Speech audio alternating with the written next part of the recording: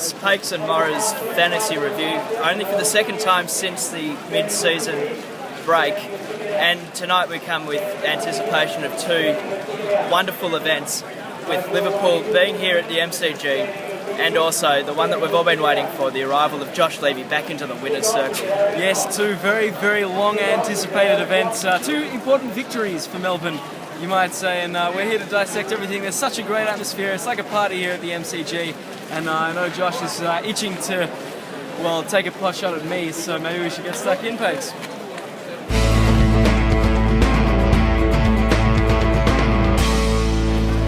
Well, I'm here with the man of the moment, Josh Levy. He is here in a dangerous shirt for this sort of event. I know I saw some glares from Liverpool fans earlier in the evening, but he's braved it out and he's here tonight. And Josh, congratulations and welcome to the program.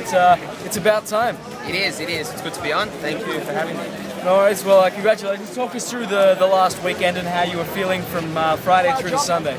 Yeah, well, look, the win was long overdue, and I wasn't confident because I've been disappointed quite a few times this year. I thought you might snatch it there on the last couple of games, but got there in the end by a Nathan Van Berlo versus who was on the bench? Who was on the bench, man? Whoever was on the bench, the difference between Van Berlo and him was greater than victory margin. So Van Berlo made the difference. Well, I do know that it was looking very, very tight when Jordan Murdoch was named sub in the last quarter. I'd given it up after Jaeger O'Meara put up 130, but then when Murdoch was named as sub, I thought, man, I'm backing with a chance here. Yeah, that was frustrating. Why did you let Chris Scott do that? Well, I think it's just cocking. It is. I mean, Chris Scott, has been a good friend of mine for a while. He stopped Collingwood in 2011. Looks like he might stop Hawthorn this year, so I'm willing to forgive him on that one. But yeah, frustrating decision there by Chris Scott. Not cool at all. I guess no harm, no foul. It all worked out well in the end. Josh, what is your team going to be called next week? I'm not sure. Probably. Probably something. It'll definitely have a C word in there, I think. Given that Nathan Nui and Hanley are out. I'm not happy about that now that you've brought it up. It would happen that they are out the week after they play. Yeah, I know. It just always happens. Yeah, and it's interesting because I'm out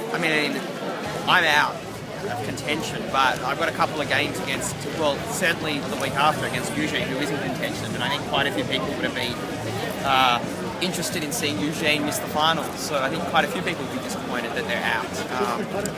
So it makes us interesting. No one's out of contention. What about Greg?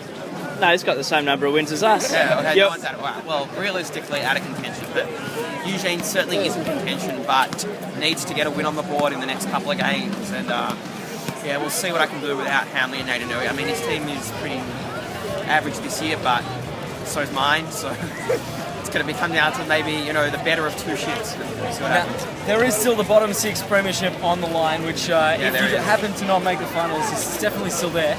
Do you have any secret trades to try and boost your chances of winning that?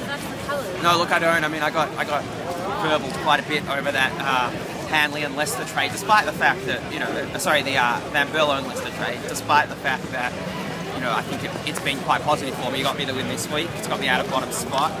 So I think I might just hold off on the trades and let the league run its course without accusation of bolstering weed and such. Well, all the best for the rest of the year and for the rest of tonight. I know there's some exciting things planned, and Melbourne victory, I suppose. You don't want Liverpool to win? Oh, look, I do want Liverpool to win because I think that the A-League doesn't deserve a victory over Liverpool. It's just too many. It'll go to too many people's heads. I mean, and it's a friendly game. Liverpool are good at winning those, and not so good at winning the ones that count. Although neither are Arsenal. I'm hoping for Liverpool win tonight. A comprehensive Liverpool win, and as they say, there are two types of soccer game worth watching. A top-class European fixture, like a Premier League game or a World Cup game, or one involving your nephew and a kid. Neither involves the A-League, but you've got Liverpool here tonight, so it's worth watching. It'll be good to see. Fantastic. Well, thanks a lot for your time. Thank you. All right, let's see how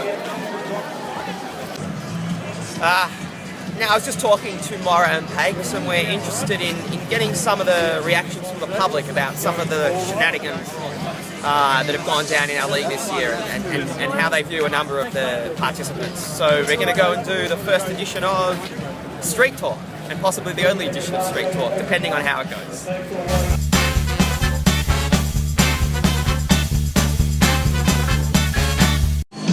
Okay, honestly, not a fan, I have to say. Well, you got to get the best players out there you can get. I think it's unbelievable. No handshake, no deal. Do you have half an hour? There's no loyalty left in it. The arch enemy, no good. I don't understand why he's got a ban to go to any schools. Obviously the greatest player that's ever played. Jared's my favourite, but he's second. Legend. Nicest bloke you ever meet out there. What I've heard, I've never met him personally. He's the ultimate, he's the absolute ultimate. Top bloke I've heard. Yeah, different league actually, different league. Quality. What more can you say? I can't say I like the guy. Never have done, never will. I personally reckon he might not be there in a couple of weeks. I fucking hate him. I hate him. Fuck him.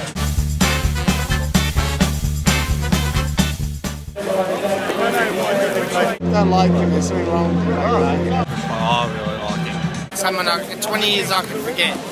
Jared's my favourite, but he's second. He's fucking destroyed my life over the last 15 years. He absolutely destroyed me.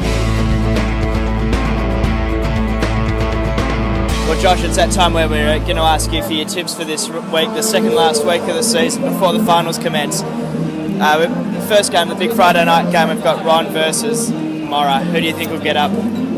Ron versus Mora. Well, it's quite unfortunately, Mora are a one-sided game there. I think Ron will get up quite easily really have a good run into the finals. Saturday afternoon pits two bottom sides against one another to play it out for spots in that bottom four. You're playing Greg. I'm playing Greg. And Confidence? No, I'm not. I think Greg will get over the line. But it's not what happens this week for the bottom four. It's what happens in 2 weeks to avoid the Sacco. So I'm looking to that. Do we know how the Sacco works? Is it? We haven't worked that one out yet, but we are going to in the next couple of weeks. The next game for the round is a game where there's quite a bit of history in that. It's the team formerly known as Curry Magic versus the team formerly known as Adams Avos. Wow, it's a cultural clash of cultural significance. I'm tipping. Sorry, Payks, but I think Lawrence will get over the line there. He's got a pretty good side. He's had it all year. He has. Although I did beat him early in the season. When you were good. Well, when I got lucky. Yeah. When we were all fucked. Yeah, well, that turned out to be a prediction gone awfully wrong. The next game on the fixture sees Eugene versus Schulberg. How do you see that one coming out? Well, that's going to be close. That's a very close game. The only, I think most people will be hoping for Schulberg to win that one, other than probably Ron, because of their rivalry. But I think Lucas might get up.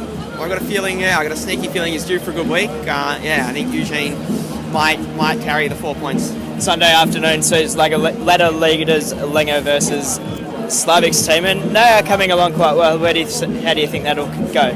I think Lenga will put a stop to Slavic's run and probably keep them out of the finals for, I think, the first time in Slavic's fantasy football history. It's a shame that Arsenal can't have as much success as Lenga's fantasy team. Teddy Betts, Giant Slayer versus Ryan Gryffindor. Ryan Gryffindor, fairly easily.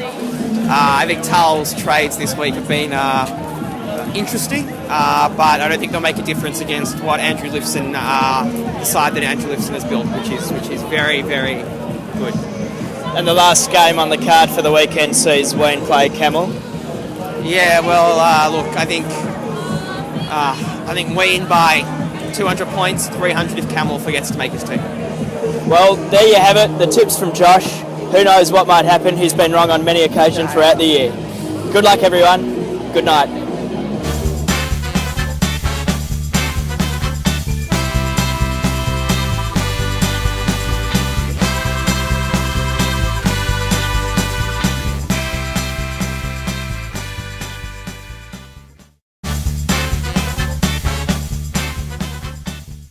Snevel upp en just men kjappes i snett, det maak jo anders net.